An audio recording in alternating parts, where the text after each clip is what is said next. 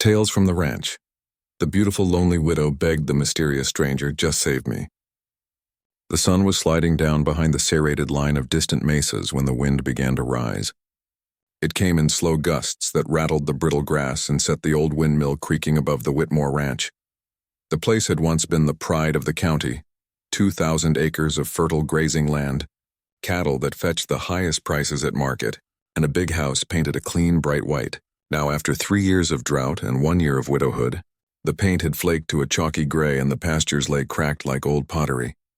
Clara Whitmore stood on the porch, arms folded against the chill, watching a dust devil dance across the corral. She was 32, but the last year had added shadows beneath her eyes and a stiffness to her shoulders. The townspeople still spoke of her beauty. Those clear green eyes, the sweep of dark hair she kept pinned beneath her sun hat. But beauty was a thin shield against loneliness, debts, and danger. The men who tipped their hats at her in town either wanted something from her or whispered about her as she passed. The ranch had been her late husband's dream. Henry Whitmore had poured everything he had into it, his money, his sweat, and finally his life. A riding accident had left her a widow with no children and no family nearby. In the months since, she'd fought to keep the ranch afloat by hiring drifters and day laborers, but they came and went, leaving fences half-mended and work unfinished. The last hand had stolen 2 of her horses on his way out. And then there was Elias Burke. He was the county's largest landowner and its most persistent predator, a man who wore respectability like a Sunday coat. Twice a month he came riding up her drive with his offer to buy the ranch at a fraction of its worth. Each time she refused, and each time his smile grew a little tighter. Fences were cut, water lines sabotaged, and rumors spread in town that she was on the edge of bankruptcy. Clara suspected Burke's hand in all of it, but with the sheriff in his pocket, there was little she could do. Inside, the house smelled of stale coffee and wood smoke. She kept it clean but sparse. Too many rooms for one person, too many ghosts in the hallways. At night, she sometimes caught herself speaking aloud just to break the silence or humming to the memory of her mother's lullabies. The only steady company she had left was a shepherd dog named Juniper, who now lay under the porch steps with her head on her paws, ears twitching at the wind. Out on the horizon, a rider moved slowly across the plain, a dark shape against the dying light. Clara shaded her eyes, heart ticking faster. Out here you learned to tell a friend from a threat by the way he rode, but this one was too far away. She turned back into the house, reaching instinctively for the shotgun she kept by the door. The day would end like all the others. Chores to finish, books to tally, lamps to light. But a sense of unease prickled her skin. Something was shifting in the wind. The isolation that had once been her refuge now felt like a trap closing in. She thought of the old church hymn Henry used to sing under his breath, about being delivered from the valley of shadows. She wondered who would deliver her now. As the last of the sun bled out of the sky and the windmill groaned, Clara stood alone on the porch of a ranch that was both her inheritance and her prison, unaware that by morning a stranger would ride into her life and everything would begin to change. Morning broke pale and brittle, a thin strip of orange on the horizon. Clara was already at work in the barn, her sleeves rolled to the elbow, arms aching from the weight of feed sacks.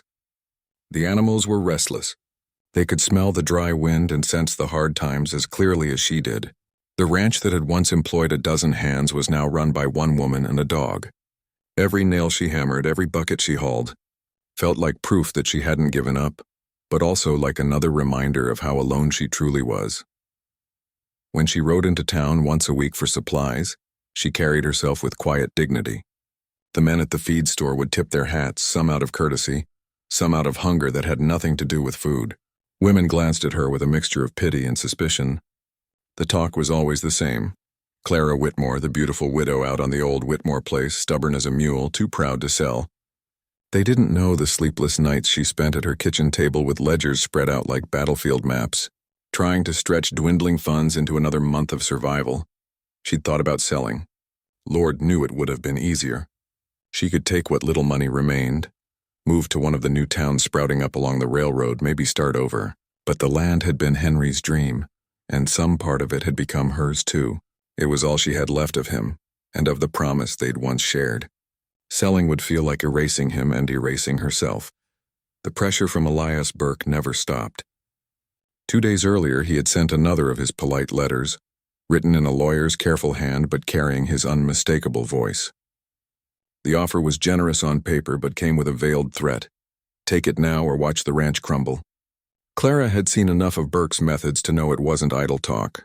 She'd heard stories of neighboring ranchers who'd resisted him, and then found themselves facing mysteriously unpaid debts, fires, or accidents. Still, she refused to bow.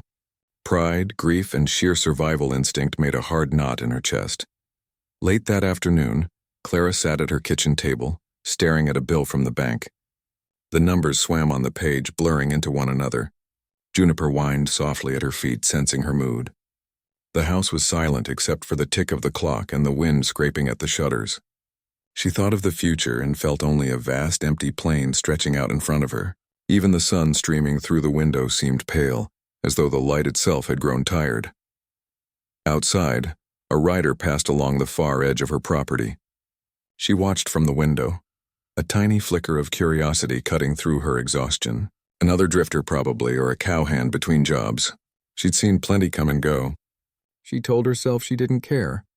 But a small voice inside whispered of how long it had been since she'd spoken to someone who wasn't trying to take something from her. That night she made herself a small supper. Bread gone dry at the edges. Beans reheated from the day before. She ate slowly, staring at nothing. She remembered Henry's laugh, the way he used to sit at this same table and talk about all the things they'd build together. She remembered the warmth of his hand on hers. The memory felt like touching a window pane in winter, something you could see but not reach. As darkness fell, Clara checked the locks on the doors and windows, then took the shotgun from its stand and set it by the bed. She wasn't afraid exactly. Fear was a luxury she'd burned out of herself. But she'd learned the hard way that out here, on an isolated ranch with enemies in town, you prepared for trouble even when the night seemed quiet.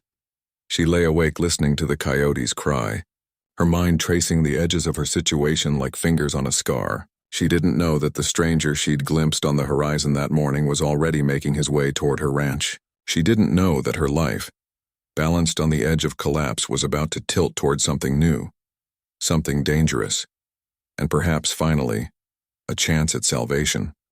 The next morning dawned heavy with clouds, a strange grayness that made the air feel like iron.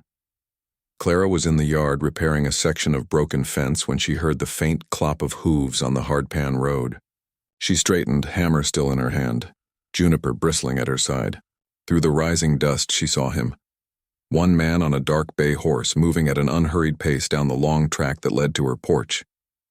He didn't look like the other drifters who occasionally wandered through. His posture in the saddle was straight but not stiff, and his eyes, when he got close enough for her to see them, were hidden beneath the brim of a battered hat. His coat was worn but clean, the leather of his boots cracked but oiled. Everything about him spoke of hard miles and quiet discipline. She felt herself tense. Men like that usually carried stories they didn't tell. He drew up a few yards from the fence and removed his hat, revealing a face lined by sun and wind. A pale scar ran from the corner of his eyebrow to the edge of his jaw. His voice when he finally spoke was low and even. "Ma'am, name's Jonas Hale. Heard you might be needing a hand." Clara's instinct was to say no before he'd even finished. She had grown tired of drifters, men who arrived with promises and left with stolen supplies. But something in his tone held no swagger, only a plain statement. She studied him for a moment, aware of Juniper's low growl vibrating through the quiet. "I might," she said carefully. "What kind of work you looking for?" "Any that's honest." He gave a small, self-deprecating shrug. "I'm good with fences, horses, and keeping trouble at bay." The last part caught her attention. "Keeping trouble at bay," she repeated. "That's a strange thing to offer." "Strange times," he said. His eyes flicked over the fence, the yard, the distant barn with its sagging door. "Looks like you've had a run of it." "I don't ask questions if the pay's fair." Clara hesitated. She didn't like strangers on her land, but she liked being without help even less. Burke's pressure had been mounting. 2 nights ago she'd found hoofprints where none should be near her well. She felt the ache of fatigue deep in her bones. Maybe this man could mend a few fences, both the wooden kind and the invisible ones between her and disaster. "Come inside," she said at last. "We'll talk about wages." Inside the kitchen, the air smelled of coffee and wood smoke. Jonas stood just inside the doorway, hat in his hands, eyes scanning the room without seeming to. Clara poured him a cup of coffee and watched him drink. He didn't gulp like a man starved. He sipped like someone who'd learned patience the hard way. "You travel alone?" she asked. "Always." He met her eyes for the first time, and she felt a small, sharp jolt of something she couldn't name. "Easier that way." She nodded, leaning against the counter. "I don't keep men long out here. Works hard, pays modest. I'm not here to get rich," he said simply. "Just work." They sat in a silence broken only by the tick of the clock and the low hiss of the stove. She noticed the faint tremor in his hands when he set the cup down, the way his gaze drifted to the window as if watching for someone. Whoever Jonas Hale was, he was a man with shadows. Finally, she extended her hand. "All right. You can start with the north pasture fence. We'll see how it goes." He took her hand lightly, a brief grip, then released it. "Much obliged, Mrs. Whitmore." As he left to unsaddle his horse, Clara felt an unfamiliar ripple of unease, and beneath it, a flicker of something like hope. She told herself she'd hired him out of necessity, nothing more. But as she watched him walk toward the barn, moving with the steady caution of a man who expects danger at any moment, she had the strange sense that the quiet, isolated world she'd built was already shifting. By the end of the first week, Jonas Hale had mended more fence than 3 hired men had managed in a month. He worked with a steady, unhurried rhythm, hammer ringing against nails, wire singing tight as he pulled it. Clara watched from the porch some mornings, arms folded, trying to decide whether the strange calm he carried was a comfort or a warning. He spoke little, asked no questions, and never came into the house except to eat. Even Juniper, suspicious of every stranger, had begun to follow him around the yard, tail held low but wagging. Clara wasn't used to another presence on the ranch. For a year she had been alone with her work and her memories. Now she found herself adjusting to the sound of boots on the porch at dusk, to a deep voice saying "ma'am" as he passed. Some evenings they ate together in the kitchen, the conversation sparse but not unfriendly. He would tell her where the fences held and where the water line was leaking. She would tell him where the hay needed stacking or which horses needed shoeing. Beyond that, they circled each other like 2 wary animals at a waterhole. But the tension outside the ranch walls was growing. Burke's men had been riding closer, pretending to be checking their own stock, their eyes lingering on Clara's pastures. Twice she'd found gate latches left open, as if someone wanted her cattle to stray. The last time, Jonas had followed the hoof prints for half a mile before returning, jaw tight. He didn't say what he'd seen, but that night he began keeping his revolver within easy reach. Clara tried to pretend she didn't notice. Pride had kept her standing this long. She wasn't about to crumble in front of a hired man. Yet she couldn't deny the relief of not being alone when strange riders paused at the far ridge, or when she heard hoofbeats in the night. She told herself Jonas was just another worker, that she would pay him at the end of the month and send him on his way. But sometimes she caught herself glancing out the window to see where he was, or listening for the sound of his boots on the porch. It unsettled her more than she wanted to admit. One evening a storm rolled in from the west, dragging a wall of dark cloud across the plains. The wind howled through the eaves and the sky turned the color of tarnished silver. Jonas came in from the barn soaked to the skin, hair plastered to his forehead. Without a word, he started stacking sandbags along the back door where the water tended to creep in. Clara joined him, skirts damp, hair whipping loose from its pins. They worked side by side until the job was done, then stood there in the dim light, breathing hard. "You're stubborn," he said finally, not unkindly. Most folks would have sold and left by now. She bristled but held his gaze. "This is my home. My husband built it, I can see that." He hesitated, then added quietly, "Just be careful who you're fighting." For a moment something unspoken passed between them. His warning, her pride, and the faint trace of his own ghosts. Then he nodded once and went back out into the rain, leaving her in the kitchen with Juniper curled at her feet. That night Clara lay awake, listening to the storm batter the windows, aware of Jonas's quiet presence in the bunkhouse. She had hired him for his hands and his strength, nothing more. But as the wind moaned through the rafters and thunder rolled over the plains, she felt the first faint tug of something she hadn't allowed herself to feel in a long time. Not safety exactly, but the possibility of it, outside unseen in the dark. 2 riders sat their horses on the ridge, watching the ranch through the rain. Trouble was drawing closer. And both Clara and Jonas, though they hadn't said it aloud, could feel the air tightening like a wire pulled too far. The rain broke 2 days later, leaving the land washed clean but raw. Clara rode out at dawn to count her cattle, her heart tightening at every empty patch of grass. She found the first carcass near the creek, a heifer gutted, hide slashed as if for sport. 2 more lay further on. Someone had driven them into the gully and butchered them, leaving the meat to rot. She dismounted, knees trembling, staring at the wreckage of months of work. Whoever had done this wasn't just trying to scare her, they wanted to ruin her. By the time she got back to the house, the sun was high and her hands shook so badly she could barely unbutton her gloves. Jonas was on the porch oiling a saddle. One look at her face and he set the rag down without a word. She slid from her horse, boots sinking into the damp earth, and for a moment couldn't speak. All the held-in anger, all the hard-earned stoicism cracked like thin ice. "They killed my stock," she whispered hoarsely. "They butchered them like animals." Jonas stepped closer, eyes narrowing. "How many?" "3, maybe more." She pressed her palms to her temples. "I can't if this keeps up." He reached out, stopped himself, then laid one hand on her shoulder, steady but not possessive. "Show me." They rode out together.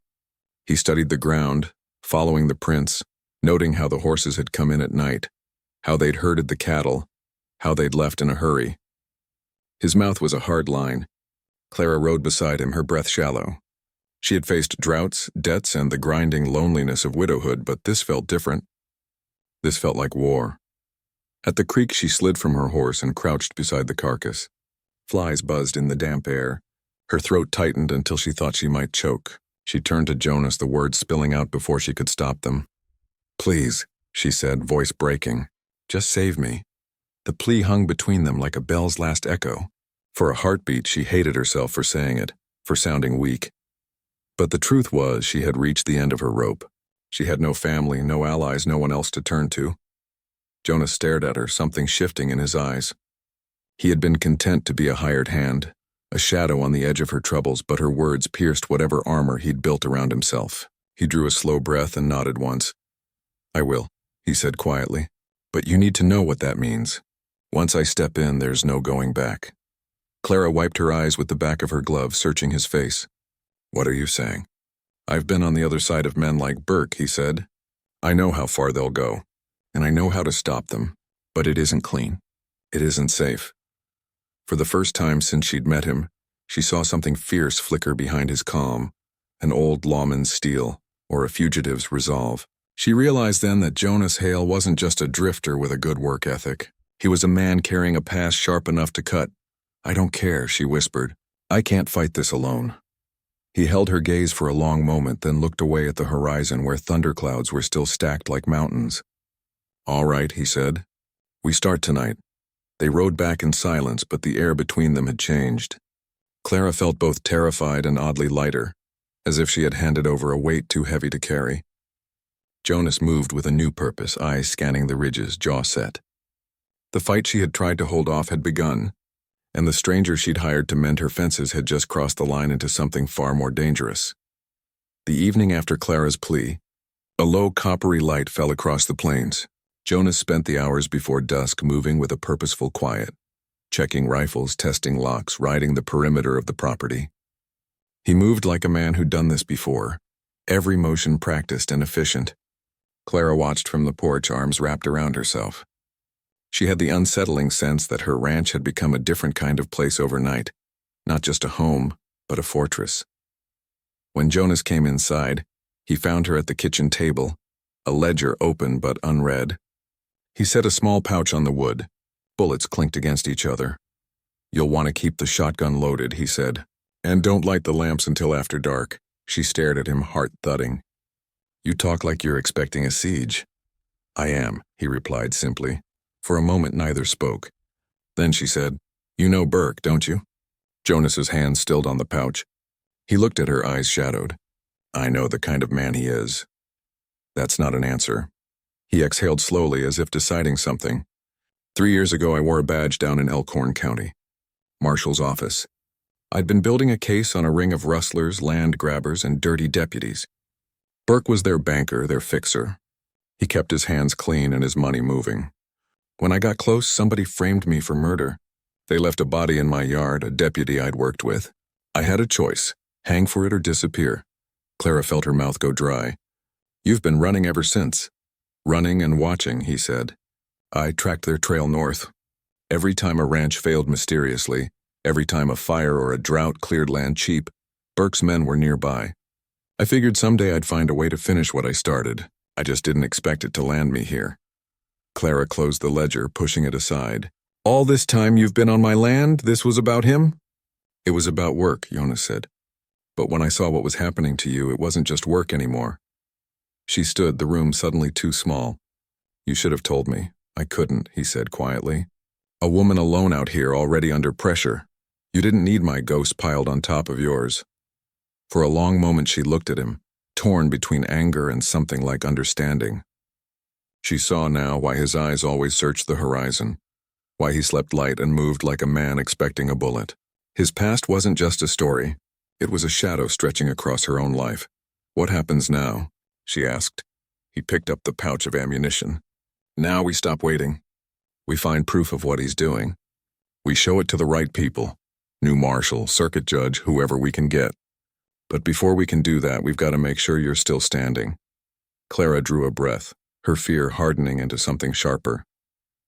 You're telling me I'm part of your fight whether I like it or not. I'm telling you you've been part of it all along, he said. Burke killed your husband's dream the same way he's killed half the county. The difference is you're still here. Outside, the last of the light drained from the sky, turning the windows into mirrors. Clara caught her reflection, her own face, pale and drawn, but with a spark she hadn't seen in months. For the first time since Henry's death, she felt like she wasn't merely enduring, but choosing. Then we fight, she said.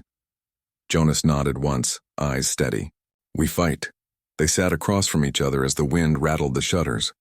Two people bound by separate wounds, now joined by a single enemy. In the distance, faint and deliberate, a horse's whinny carried on the night air. Trouble was moving closer, but Clara no longer felt like a woman waiting to be saved. She felt like someone standing at the edge of a storm with a man who had finally decided to stand with her. The night before the confrontation was long and sleepless. Jonas kept a silent watch from the porch, rifle across his knees, eyes scanning the black horizon.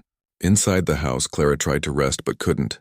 She moved from room to room, blowing out lamps, checking locks, her heart hammering in her chest. Outside, the wind had stilled. The air felt tight and waiting, like the moment before a thunderclap. Just before dawn, a pale ribbon of light cut across the plains. Clara stood at the window, her breath fogging the glass.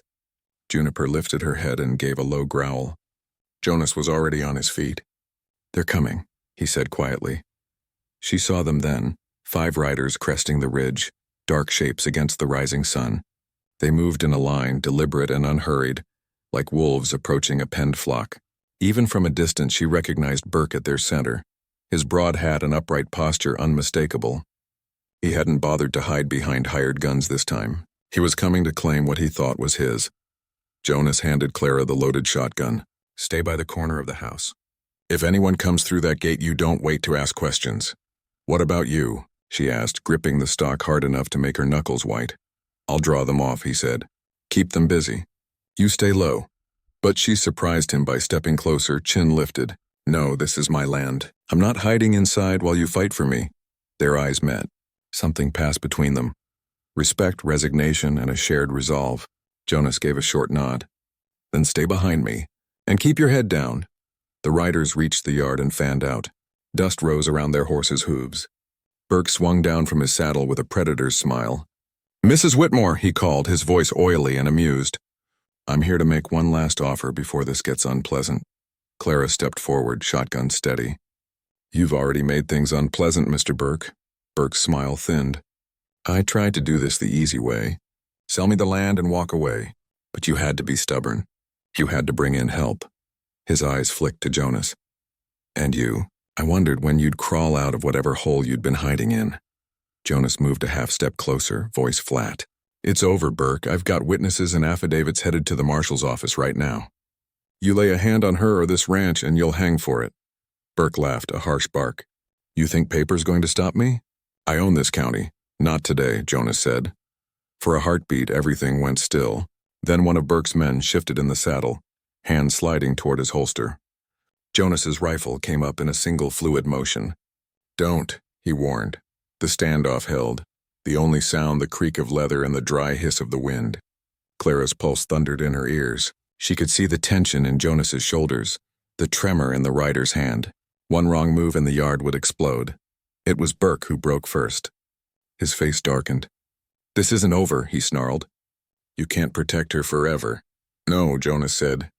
"But I can protect her today." He took a step forward, and something in his eyes made the hired guns hesitate. Burke saw it too. The lawman under the drifter's coat, the man who had nothing left to lose. With a sharp gesture, he pulled his men back. One by one, they turned their horses and rode out, dust trailing like smoke behind them.